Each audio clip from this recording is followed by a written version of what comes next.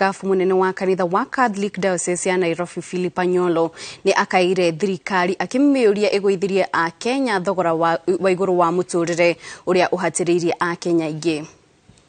Akĩaria arĩ kanitha-inĩ wa St Monica mwena wa Njĩrũ hĩndĩ ya ũrugũria wa ihinda rĩa wĩnyerekia, Anyolo orĩtie atongoria a ũteti kũnyitanĩra na kanitha ihinda-inĩ rĩa thikũ 40 cia wĩnyerekia.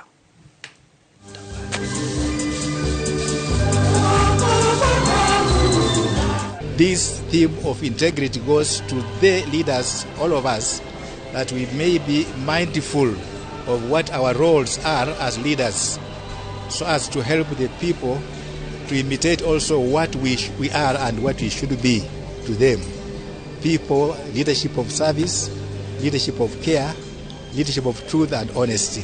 Tatafuta wale ambao uongozi wao ni wa kujali maslahi ya wananchi na kulinda wananchi na kuwalisha wanachokihitaji. Tunajua cha kwanza kabisa na cha muhimu ambacho mwanadamu anahitaji ama mwananchi anahitaji ni chakula. They say a hungry man is angry.